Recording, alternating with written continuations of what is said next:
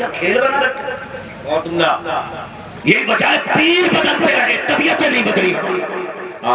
شرابی تھا شرابی رہ گیا، جواری تھا جواری رہ گیا، بے نمازی تھا بے نمازی رہ گیا. پیر نے بھی اس لیے نہیں ٹوکا کہیں رسید کم نہ ہو جائے 50,000. کیا جرت پیدا ہونی چاہیے، اور جرت اس میں ہوگی جس کی رگوں کے اندر حلال لہو ہوگا. یہ یاد رکھیے. اب کوئی رہ نہیں چاہیے. میرا نبی ممبر پہ بیٹھا ہے، آج تو بیاض والا 500 روپے دے دے پیر صاحب کو، کہہ رہے جنتی جسے دیکھنا اسے دیکھنا. اب تو ہم بانٹ رہے ہیں جنت. حضور ممبر پر بیٹھ کے کہہ رہے لوگوں جس سے اپنے لوگ ناراض ہیں وہ میری محفل سے اٹھ کے چلا جائے. اللہ جس سے اپنے ناراض ہے اس سے میں ناراض ہوں. محبوب نے اتنی بات کہی. 18 سالہ نوجوان اٹھا روتے ہوئے خالہ کے دروازے پہ گیا، جا کے کہنے لگا خالہ دروازہ کھول. خالہ نے دروازہ کھولا، دیکھا آیا بھانجا کھڑا ہے. کہا کیوں آیا ہے؟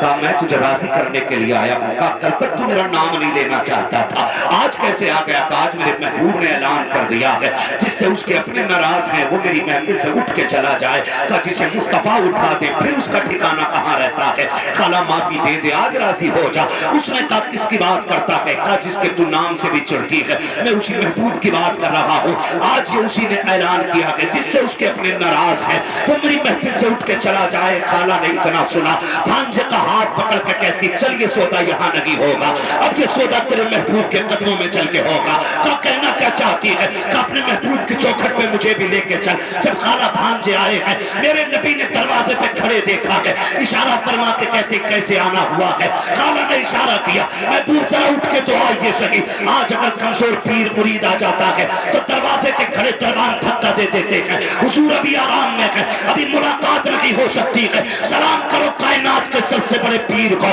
جسے محمد رسول اللہ کہا جاتا ہے. آقا کریم کے دروازے پہ ایک غیر خاتون آ کر کے کہتی ہے ذرا اٹھ کے باہر آئی ہے. میرے نبی نے اپنی جگہ چھوڑی ہے، دروازے پہ تشریف لے کر کے آتے ہیں. کہتے خاتون کیسے آئی ہو؟ کہا یہ بتائیے کہ آپ نے یہ اعلان کیا ہے جس سے اپنے ناراض ہیں اس سے میں بھی ناراض ہوں. کہا ہاں یہ میرے دین کا تقاضا ہے، یہ کسی کو توڑنے کے لیے نہیں بلکہ جوڑنے کے لیے آیا ہے. خاتون نے کہا تھا محبوب اب دشمنیاں بعد میں ختم کی جائیں گی، پہلے ہاتھ بڑھا کر کے یہ دوریاں مٹا دیجئے. کہا کیا کہنا چاہتی ہو؟ کہا میں سمجھ گئی ہوں جس دین کا لانے والا پیغمبر اتنا اچھا ہے وہ دین خود میں کتنا اچھا اور خوبصورت نظر آتا. نعرہ تکبیر، نعرہ رسالت، مذہب اسلام، مسلک اعلی حضرت. خوبصورتی پیدا کرے تو ایسے لوگوں سے مرید نہ ہونا جو ڈھونڈ ڈھونڈ کے گھیر گھیر کے پکڑتے. مرید کرے قسم سے سنے قرآن کی کچھ آیتیں اگر تلاوت کرنے لگ جائیں تو ایسا لگتا ہے کسی نے زمین ہمارے سر پہ رکھ دی. ایک جگہ چلے گئے کیا نماز تو پیر صاحب ہی پڑھائیں گے. ہم نے کہا چلو ٹھیک بھائی پیر صاحب پڑھائیں گے. سورہ فاتحہ ایسے لگ رہی تھی جیسے پورا قرآن ہو گیا. کنڈیشن دیکھے یار نہیں آتا ہے. لوگوں کو جنت تک کے بانٹ رہا ہے. بیٹھے علماء میں پوری ذمہ داری کے ساتھ کہتا ہوں ہمارے پاس سب سے بڑی کتاب قرآن ہے. بے شک سبحان اللہ. اگر ہمارے رہنماؤں کو کوئی نہیں آتا تو کیا آتا؟ اور تجوید کیا بات ہے؟ کا سمجھ رکھا ہے لوگوں نے. کیا کہنا؟ اس کی کوئی ویلیو ہی نہیں. قاری صاحب سن رہے جب تک قرآن ما یجوز بہ الصلاۃ نہیں ہوگا اس وقت تک تمہاری نماز واہ واہ. درست پڑھنا سیکھے قرآن، درست پڑھنا سیکھے. ایسے لوگوں سے بچیں گے انشاءاللہ. اور ہم نے کیا کیا علماء کو؟ ہم نے انہیں 10 روپے دکھائے رسید. حضرت یہی ہے، ابھی اسے دے دیے، ابھی اسے دے دیے. ہاں حضور آئے تھے 3 لاکھ حضور کو دے دیے. کیا کہنا؟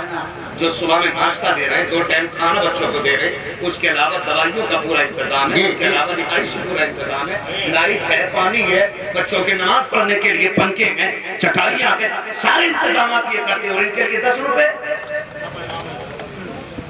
مجھے بتاؤ ان کے لیے 10 روپے جسے تمہارے پیسے سے جا کے پیرس میں موج کرنی ہے اسے 3 لاکھ. جسے 3 بجے اٹھ کے قرآن پڑھانا ہے اسے 10 روپے. قوم تباہ نہیں ہوگی تو کیا ہوگا؟ قوم برباد نہیں ہوگی تو کیا ہوگا؟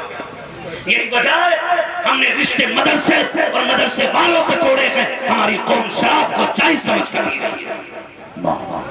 یہی وجہ ہے۔ مجھے ایک بات بتاؤ، شراب پینا اچھا کام ہے کہ برا؟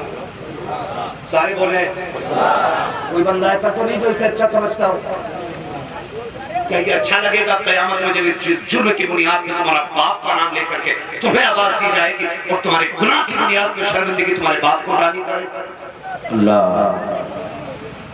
اسی دن کے لیے اولاد کو پالتے ماں باپ کہ کل جب تم 4 پیسے کمانے لگ جاؤ